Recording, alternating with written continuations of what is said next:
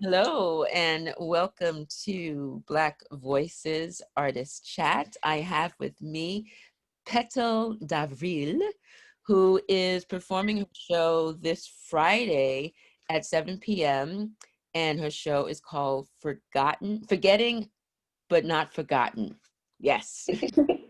And Yeah. I'm just going to read a little bit about her. I'm going to read her bio for you guys. And I'm going to put my glasses on just because that's what I need to do. Petal Davril. She is an actor and writer, and she was born and raised in Los Angeles. She earned her degree in theater arts from Cal State Dominguez Hills University. She continued her training at the Ruskin School of Acting, where she studied the Meisner technique. Petal's profound love and passion for the craft led her to the Roby Theater Company, where she studied through the Advanced Scene Study Workshop.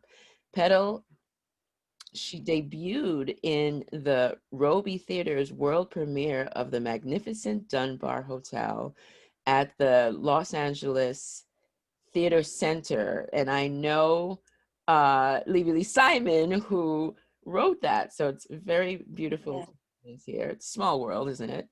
And Yes. and I know some of the actors that were in there as well. And she also then went to the National Black Theater Festival in North Carolina, which is great with that. Mhm. And some of her other credits include Flying West and Wind in the Wilderness. And she also did Raisin in the Sun, which is great. She played Beneatha there. And for that, she was nominated for Best Supporting Actress at CSU New African Grove Theater. Congratulations on that.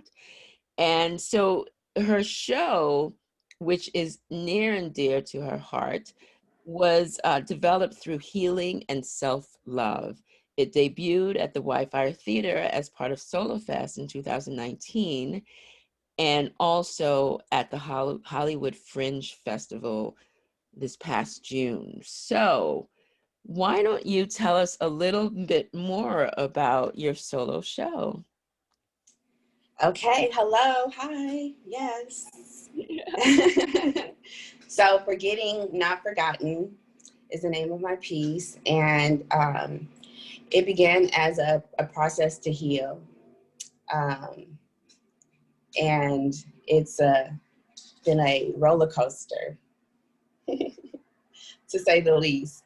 Um, but I feel the strength I have discovered in the journey of creating Forgetting Not Forgotten is um, priceless, and I'm at where I'm at today because of it.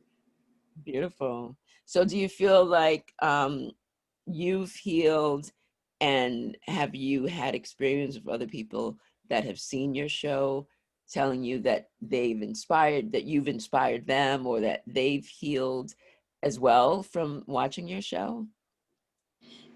Um, yes, to both parts. So I feel like for me, healing is a constant process, and it's so funny because I didn't even think about what other people would say or how that it could affect or encourage or I don't know, just bring some type of awareness to other people because I was so wrapped in the story. I was so wrapped in the feelings and the emotions. So when I did start getting feedback, it was so heart filling and humbling and just made me feel like honored to be able to be strong enough to do this. Yeah, yeah, it's a beautiful piece, and you know that I'm very much connected to your story because my mother has Alzheimer's as well, and Mhm. and so it's it's a healing, so it's healing for me when I see other people um portray their version, their journey with this horrible illness. And so I thank you for being brave enough to do it. And and it's an important show. It's important for people, who are either going through the same thing, or who aren't, because inevitably, I think as we grow older, at some point we will end up having to care for our parents. Mm-hmm. Uh, it might be Alzheimer's, it might be cancer, but that is unfortunately a journey that a lot of us will end up taking at some point. And so it's always good Right. to get perspective from somebody else's point of view and learn from their experiences. Um, so what encouraged you to create a solo show in the first place? That's a great question. Honestly, the last solo show I saw was by a friend of mine at the Roby. It was the Eartha Kitt show. Mhm. And I was inspired. I really wanted to immerse myself in doing solo work. And at the same time, I was going through what I was going through Mhm. in my personal world. So the original story I was researching and wanting to do a one woman show about, I don't even know if I want to share because I still may want to work on her one day, Okay. but she's from another time. Anyways, in that journey, it's this heartfelt piece about, her singing career and her mother singing to her when she was younger and how that helped her to overcome her fear. And from that, it just led me into just writing from a space of how my mom has just laid such a loving foundation in me. And even though all this stuff was happening, it was still this um, divine connection in our journey and being able to be together to go through what we went through. Mhm. So that literally took over the pages. Yeah, yeah. So this is going to be your third time performing your show, correct? Yes, this is my third time performing it. It's my third time. Yeah. Sorry, I just had a moment. But so what's different now? What's different in your life? Because that's the thing. I mean, our show when we perform our shows, especially if we're able to have a run of it or just perform it at different times, it in general, it's different each time, right? It is. Right. And it also just kind of depends on what's going on in our lives at the time. And so how is performing your show this time different than when you performed it last? Yes.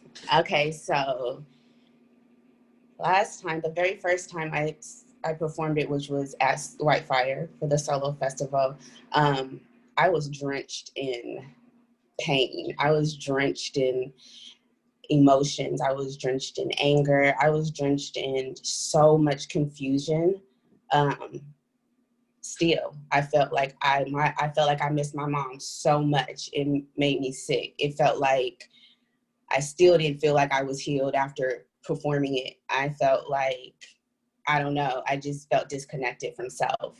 So that's when I persevered through because I told myself like I'm gotten to this point for a reason. So, it'd been 2 years since I had performed the first time, and that was rough because it was a personal piece that I wrote. And retelling some of those pieces was really, I don't feel like I healed from all of it yet, or let go of certain things. And now, the next time I performed it, which was the Hollywood Fringe Festival, it was different.